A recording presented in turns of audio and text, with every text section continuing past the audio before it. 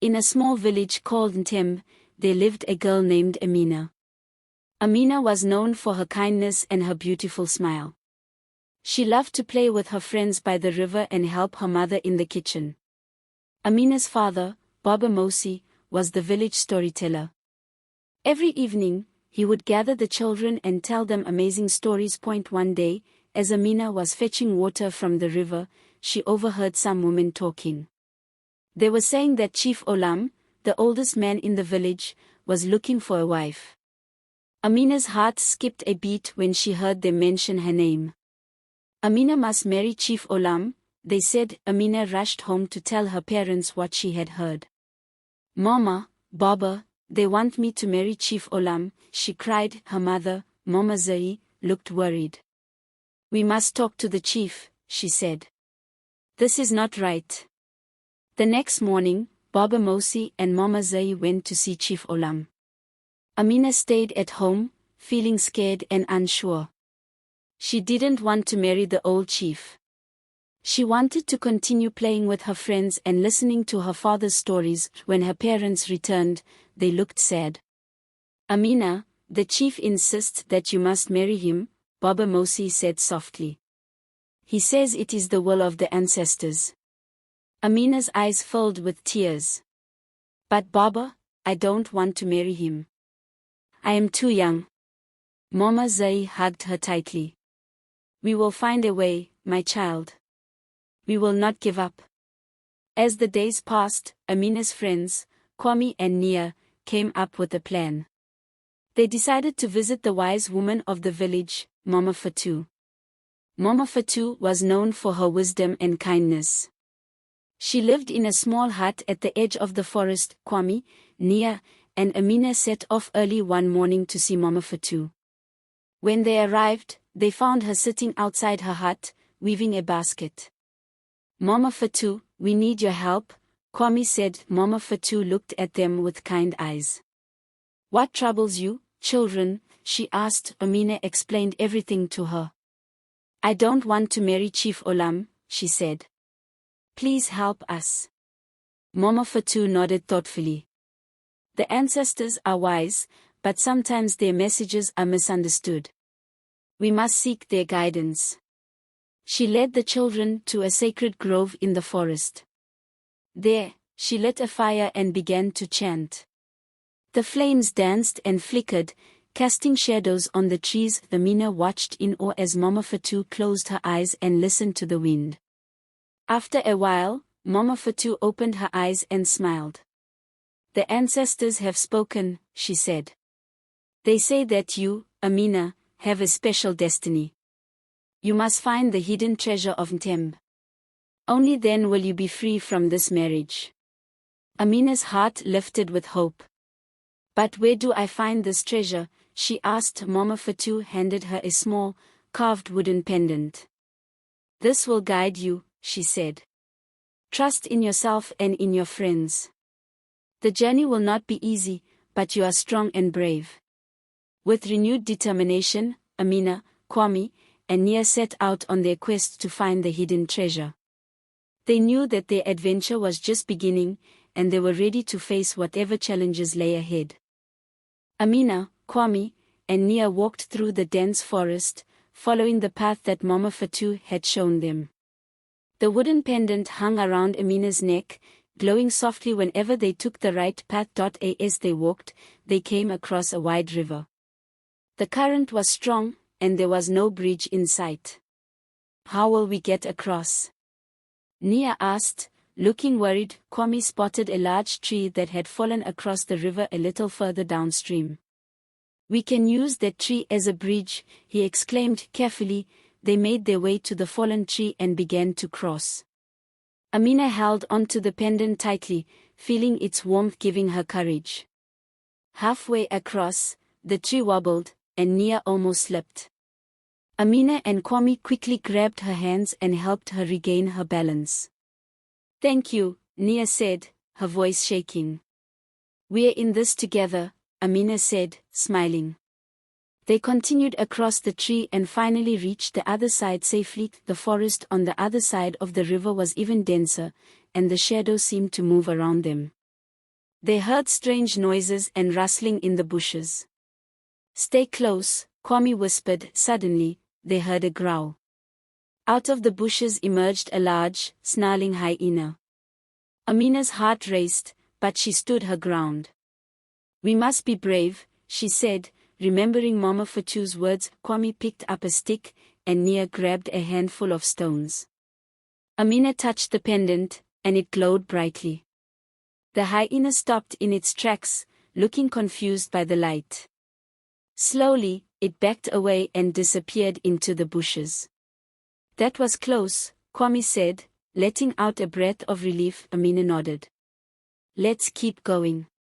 As they ventured deeper into the forest, they came upon a clearing. In the middle of the clearing stood an ancient tree with branches that seemed to touch the sky. The pendant around Amina's neck glowed even brighter.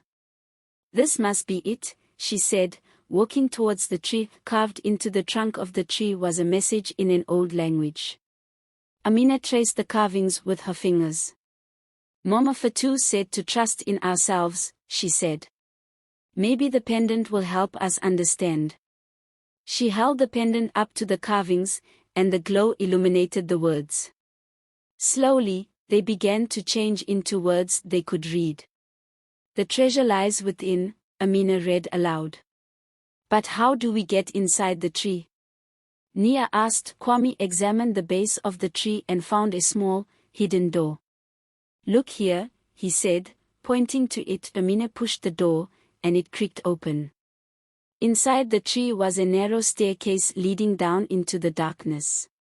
Taking a deep breath, the three friends stepped inside and began to descend. The staircase seemed to go on forever, but eventually, they reached the bottom. In the dim light, they saw a small chamber filled with sparkling gems and golden objects. In the center of the chamber was a beautiful golden crown. Amina picked up the crown, and as she did, a soft light filled the room. The pendant around her neck glowed brightly, and a voice echoed in the chamber. "Amina, you have found the hidden treasure of Ntembe. Your bravery and friendship have shown your true strength. You are free from the promise made to Chief Olam." Tears of joy filled Amina's eyes. "We did it," she exclaimed, hugging Kwame and Nia. The voice continued, "Take the crown back to the village. It will bring peace and prosperity to your people." With the crown in hand, Amina, Kwame, and Nia made their way back up the staircase and out of the forest. They knew their journey was not over, but they had proven that together, they could overcome any challenge. As they walked back to the village, they felt a new sense of hope and determination. The future was bright, and they were ready for whatever adventures lay ahead. Amina, Kwame, and Nia returned to Ntembe just as the sun was setting. The villagers were gathered in the square, and there was a tense silence. Chief Olam stood at the center, looking stern. When he saw Amina, he frowned. "Where have you been?" he demanded. Amina stepped forward, holding the golden crown. "We have found the hidden treasure of Ntembe," she said, her voice steady. "The ancestors have spoken, and they have freed me from the promise to marry you." Gasps of surprise and murmurs of curiosity rippled through the crowd. Chief Olam's eyes widened as he saw the crown. "The hidden treasure," he whispered, reaching out to touch it. "This is indeed a sign from the ancestors." Baba Mosi and Mama Zay came forward, their faces filled with pride and relief. "Amina has shown great bravery," Baba Mosi said. "She and her friends have saved our village." Chief Olam nodded slowly. "The ancestors have chosen well," he said. "Amina, you are free from our agreement. Your courage has brought honor to your family and to the entire village." Amina felt a wave of relief wash over her. She turned to her friends. "We did it," she said, smiling. The villagers cheered, and the square filled with joy. Baba Mosi took the crown and placed it in the center of the village square. "Let this crown be a symbol of our unity and strength," he said. "We will always remember the bravery of Amina, Kwame, and Nia." That night, there was a great celebration in Ntembe. There was singing, dancing, and feasting. Amina, Kwame, and Nia were the guests of honor, and everyone wanted to hear the story of their adventure. As the night grew late, Amina sat with her parents, feeling happy and content. "I'm so proud of you," Mama Zai said, hugging her tightly. "You have a special destiny, Amina," Baba Mosi added. "Never forget that." The next day, life in Tembe returned to normal, but Amina knew that things would never be quite the same. She had discovered her own strength and bravery, and she felt ready to face whatever challenges might come her way. Weeks passed, and the village flourished. The crops grew bountifully, and the river was full of fish. The golden crown remained in the village square, a reminder of the courage and unity of the people. One day, as Amina and her friends were playing by the river, they heard a strange noise. They followed the sound and found a group of travelers who had lost their way. The travelers were tired and hungry, and they looked worried. "Can you help us?" one of them asked. "We are trying to find our way to the neighboring village, but we got lost in the forest." Amina smiled. "Of course, we can help," she said. "Come with us. We will take you to Tembe, and you can rest and eat before continuing your journey." As they led the travelers back to the village, Amina felt a sense of pride. She knew that her adventure had taught her the importance of kindness, bravery, and friendship. And she knew that, whatever challenges lay ahead, she and her friends would always be ready to face them together. Amina, Kwame, and Nia brought the weary travelers to Tembe, where the villagers welcomed them with open arms. The travelers shared stories of distant lands and strange customs, and in return, they listened in awe as Baba Mosi recounted the tale of the hidden treasure and the bravery of the three young friends. As the travelers rested and regained their strength, they presented Amina with a special gift, a small, intricately carved box. "This box holds a secret," one of the travelers explained. "It is said to reveal hidden truths to those who are pure of heart." Curious and grateful, Amina accepted the gift. She opened the box, and inside, she found a delicate scroll. Unrolling it, she discovered a map. The map was unlike any she had seen before, filled with symbols and mysterious markings. Kwame and Nia gathered around her, examining the map. "What do you think it leads to?" Nia asked, her eyes wide with excitement. "I don't know," Amina replied, a smile spreading across her face. "But I think it's another adventure waiting for us." The travelers stayed in Tembe for a few days, sharing their knowledge and learning from the villagers. When it was time for them to leave, they thanked Amina and her friends for their kindness. "You have shown us the true meaning of hospitality," one of the travelers said. "May your village always prosper." With the travelers on their way, Amina, Kwame, and Nia turned their attention to the mysterious map. They decided to seek advice from Mama Fatu once more. The wise woman greeted them with a knowing smile. "You have come far, my children," she said. "This map is a gift from the ancestors.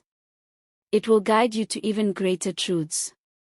Armed with the map and their unwavering friendship, the three friends prepared for their next journey. As they set out from Tembe, they felt a sense of excitement and purpose.